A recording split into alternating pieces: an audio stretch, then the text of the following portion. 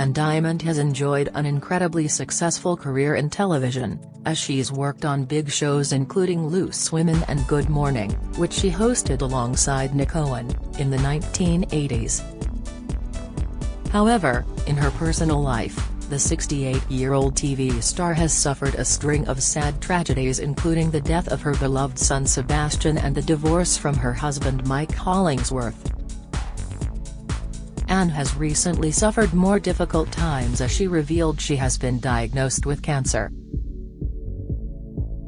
Despite facing a series of tough times in her life, Ann has always managed to turn something positive out of her negative experiences, from her selfless charity work efforts to her candid talks on Loose Women. In 1991, on the day of her eldest son Oliver's 4th birthday, Ann found her son Sebastian lifeless in his cot. Sebastian had died from sudden infant death syndrome, also referred to as SIDS. He was just 4.5 months old at the time. The tragic death of Ann and Mike's son was incredibly public, due to her job on morning television at the time. Ann was determined to get answers and discovered that studies had found that babies sleeping on their backs were less likely to suffer cot death, which was offered as advice by the UK government at the time.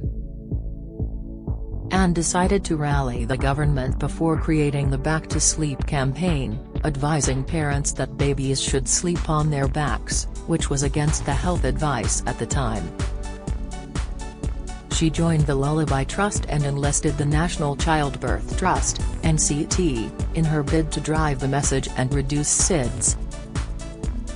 Following her Back to Sleep campaign, which ran on TV throughout the winter of 1991, the rate of cot deaths dropped dramatically from 2,500 a year to 300. Chief executive of the Lullaby Trust Francine Bates previously told the BBC of Ann's campaign, "It was one of the most successful public health campaigns ever. People did change their behavior. It's so simple. Without Ann Diamond that wouldn't have happened as quickly as it did. Because she was a celebrity, a public figure, people were shocked and hurt for Ann. She was a successful journalist, she was able to mobilize the media and politicians very successfully. Ann became the first non-medic to be awarded the Gold Medal of the Royal College of Paediatrics and Child Health and was honoured with an OBE in 2023's New Year Honours List. As she spoke of her OBE in December last year, she revealed she still missed her baby son. Ann told the BBC, "This OBE is literally a crowning achievement to everyone who helped me and upon whose groundbreaking research my campaign was based. This is also testament that the media can be a force for good." By the government's own report, 80% of parents who got the life-saving advice got it from the TV ads. But mostly this is for Sebastian, whom we still miss, and all of those tragically lost lives. As well as her beloved late son Sebastian, Ann is also a proud mum to sons Oliver, Connor, James, and Jake, whom she shares with her ex-husband Mike. Ann and Mike, who was a TV executive at ITV morning show TV-AM, were married for 10 years from 1989 until 1999. The pair started their relationship when Mike was married. However, their marriage collapsed when it was discovered that Mike had an affair with radio presenter Harriet Scott. Ann previously told the Mirror of her romance with Mike, "We knew we shouldn't go there because Mike had a wife and child. It was on and off for years. We found ourselves trying to stop and it was very painful. But I'll never forget the loneliness of being the other woman.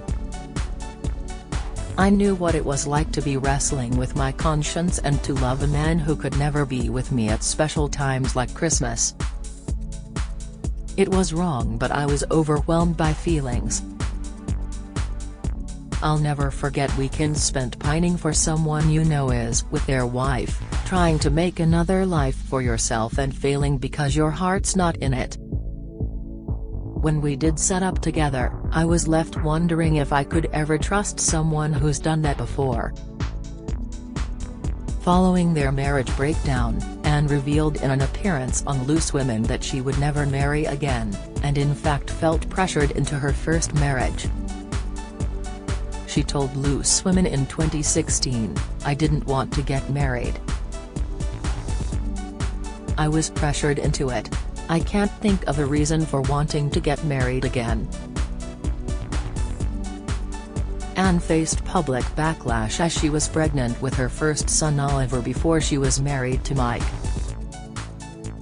She explained, "There was a lot of pressure for me because I was Britain's most famous unmarried mother back in 1987. That was the headline, it was scandalous then.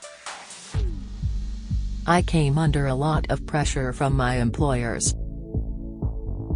Following the split, Anne also admitted she struggled when it came to romance. "I put up a barrier," she revealed. "I know I do, I don't know why I do that.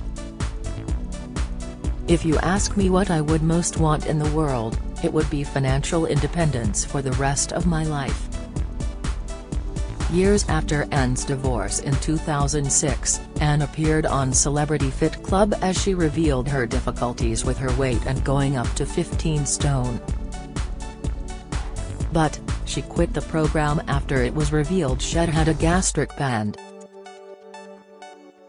Recalling her difficulties with weight, she previously recalled to the Mirror, "I'd tried every diet you can imagine. Nothing worked. I went to Belgium to have a gastric band and they didn't fit it right. My self-esteem was so low because even surgery hadn't worked.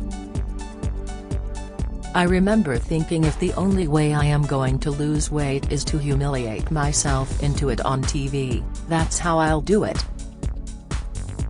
She added, "I didn't tell them about the gastric band.